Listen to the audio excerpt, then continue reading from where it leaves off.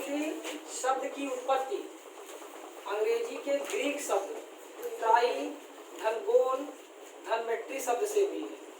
Try का अर्थ होता है 3 और गोन का अर्थ होता है भुजा और मेट्री का अर्थ होता है माप या मापना।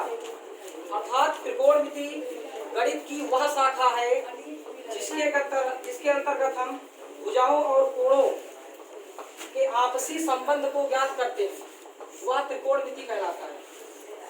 त्रिकोणमिति है क्या?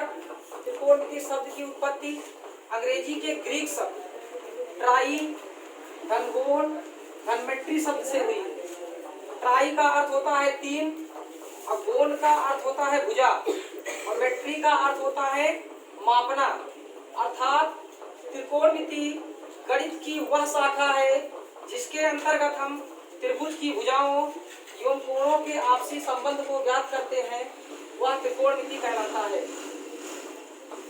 त्रिकोणमिति क्या है?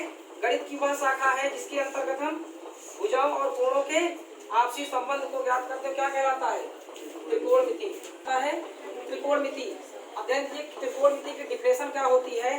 गणित की वह शाखा जिसके अंतर्गत हम त्रिभुज या त्रिभुज से बने बहुभुज का अध्ययन किया जाता है, वह त्रिकोणमिति कहलाता है। जैसे ये एक चतुर्भुज है, जैसे ये मान लीजिए चतुर्भुज हमने बनाया और चतुर्भुज के अंदर एक क्या बना दिए? त्रिभुज बना दिए। तो इसके अंतर्गत जो अध्ययन होगा तो क्या कहलाएगा? त्रिकोणमिति कहलाएगा। उसके बाद टोटल त्रिकोणमिति अनुपात कितने अनुपात होते हैं? टोटल 6 अनुपात होते हैं। कौन कौन? Sine theta, cos theta, tan theta और उसके बाद cot theta, sec theta, cosec theta. कुल कितने त्रिकोणमिति अनुपात होते हैं? 6। Sine theta, cos theta, tan theta, cot theta, sec theta और कॉसेक थीटा। ये हमारा एक समकोण त्रिभुज है। ये ए है, ये बी, ये सी। 90 अंश के जो सामने की भुजा होती है, हमेशा जो त्रिभुज बनाएंगे 90 अंश के सामने की भुजा क्या कहलाती है? कर्ण कहलाती है।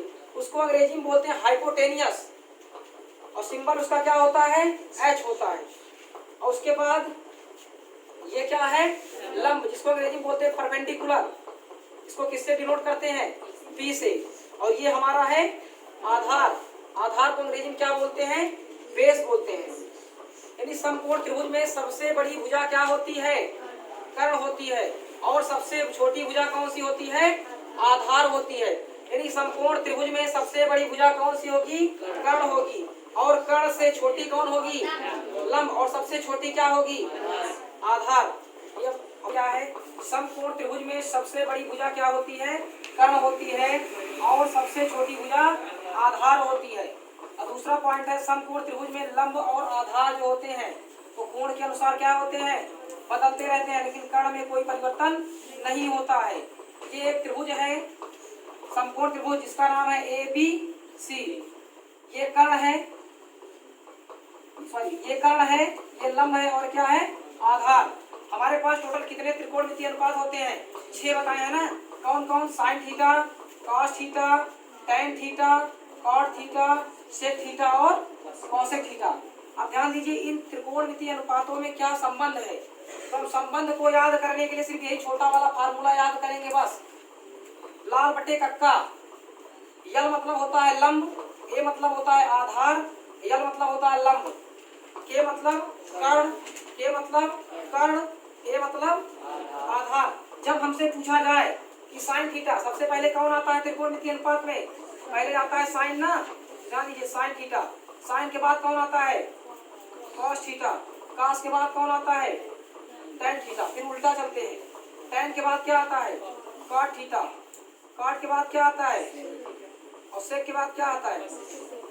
अगर आपसे पूछा जाए कि साइन थीटा बराबर कितना होगा तो आप क्या बताएंगे इस सूत्र से? लंब बटे कर्ण। यही तो लिखा है, ये लंब बटे कर्ण। जब आपसे पूछा जाए कि कॉस थीटा बराबर, तो कॉस थीटा बराबर क्या होगा? आधार बटे कर्ण। जब आपसे पूछा जाए कि टेन थीटा बराबर क्या होगा, तो लंब बटे आधार। अगर आपसे पूछा जाए कि काट थीटा बराबर क्या होगा, तो उल्टा चलेंगे, काट थीटा बराबर क्या? आधार बटे लंब। अगर आपसे पूछा जाए सेक थीटा बराबर, तो क्या बताएंगे? कर्ण बटे आधार। अगर आपसे पूछा जाए कॉसेक थीटा बराबर क्या होगा, तो कॉसेक थीटा बराबर क्या होगा? कर्ण बटे लंब, ठीक है। यही एक फार्मूला याद रखेंगे, ठीक है। और इंग्लिश में क्या बोलते हैं इसको? पाकिस्तान भूखा प्यासा, हिंदुस्तान हरा भरा का मतलब हुआ कि अगर आपको साइन थीटा पूछा जाए इंग्लिश में बताने के लिए साइन थीटा, तो साइन थीटा बराबर होता है परपेंडिकुलर अपान हाइपोटेनियस। मतलब क्या हुआ? लंब बटे कर्ण। कास थीटा बराबर base upon hypotenuse. Tan theta बराबर परपेंडिकुलर अपान बेस। अब कॉट थीटा बराबर base upon perpendicular. Cot theta बराबर हाइपोटेनियस बटे बेस। और कॉसेक थीटा बराबर हाइपोटेनियस बटे परपेंडिकुलर। लेकिन मेन उद्देश्य हमारा इसी फार्मूला पे है, इसी को हम याद रखेंगे। किस वाले को? लाल बटे कक्का। इसी पे पूरे त्रिकोणमिति आधारित है। साइन थीटा बराबर क्या होगा? लंब बटे कर्ण। कॉस थीटा बराबर क्या होगा? आधार बटे कर्ण। टेन थीटा बराबर क्या होगा? लंब बटे आधार। फिर उल्टा चलेंगे। काट थीटा बराबर आधार बटे लंब।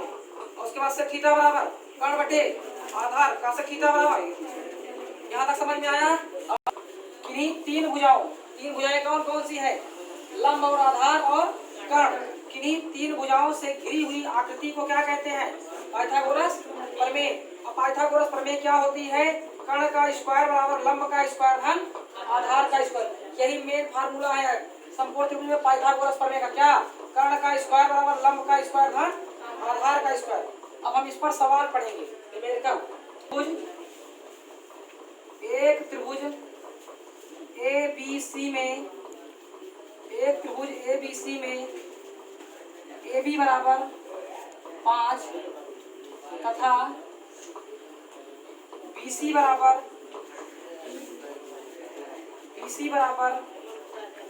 3, तो AC की माप ज्ञात करो। AC की माप ज्ञात करो। ये आपका न्यूमेरिकल है, ये सवाल है। सवाल क्या है पहले ध्यान दीजिए। एक त्रिभुज ABC में AB बराबर कितना दिया है? 5 तथा BC का मान कितना दिया है? 3। तो किसका मान निकालना है? तो ध्यान दीजिए, ऐसा सवाल लगाने के लिए सबसे पहले क्या बनाएंगे? एक त्रिभुज बनाएंगे। और त्रिभुज का नाम क्या देंगे? ABC। तो एक त्रिभुज आप बना लीजिए। ये त्रिभुज है आपका, इसका नाम A दे दीजिए। ये B है और A। अब प्रश्न में देखिए किसका मान दिया है? AB बराबर कितना दिया है? तो जहाँ लिखा है AB वहाँ क्या लिखेंगे? 5। फिर ध्यान दिए तथा BC बराबर कितना है? तो जहाँ लिखा है BC वहाँ कितना लिखेंगे? किसका मान ज्ञात करना है? AC। जब आपको दो भुजाएं दी गई हो और तीसरी भुजा ज्ञात करनी हो तो आप किसका फार्मूला यूज करेंगे? पाइथागोरस प्रमेय। तो ध्यान दीजिए, अब लगाते हैं। लिखेंगे, क्या लिखेंगे? पाइथागोरस प्रमेय से। पाइथागोरस प्रमेय से। पाइथागोरस प्रमेय क्या होता है? कर्ण का वर्ग क्या होता है? कर्ण का वर्ग बराबर क्या होता है? लंब का वर्ग और धन क्या होता है? आधार का वर्ग। तो ध्यान दीजिए, ये तो फार्मूला है आपका। कर्ण का मान आपको कितना मालूम है? 5। तो जहाँ लिखा है कर्ण वहाँ कितना लिखेंगे? 5 का स्क्वायर लिख सकते हैं ना। जहाँ लिखा है लंब, लंब हमको पता नहीं है लंब का मान क्या है? AC। तो लंब की जगह क्या लिखेंगे? AC का स्क्वायर धन आधार। आधार आपका कितना है? 3। तो क्या लिखेंगे आधार की जगह पे? 3 का स्क्वायर। आपको पता है 5 का स्क्वायर क्या होता है? 25 होता है ना। 5 गुणे 5 पचम 25 बराबर क्या? AC का स्क्वायर। 3 का वर्ग कितना होता है? 3 त्रिक का 9 होता है। अब ध्यान दीजिए, हमको मान किसी का चाहिए? AC स्क्वायर का। तो जो प्लस 9 है ना, इसको इधर उठा लाएंगे, क्या हो जाएगा? ये हो जाएगा 25 माइनस 9 बराबर किसके? AC square. कोई दिक्कत यहाँ तक? 25 में से 9 घटाएंगे कितना आएगा? 16 आएगा। 16 बराबर क्या? AC square. 16 किसका वर्ग है? 4 का ना। यानी 4 चौक 16 होता है ना। यानी 4 का वर्ग बराबर किसका? AC का स्क्वायर। ध्यान दीजिए, इसकी भी घात 2, इसकी भी घात 2, यानी तो घात से घात कट गई ना, क्या बचा? 4 बराबर क्या? यानी AC का मान कितना आ गया? कोई दिक्कत?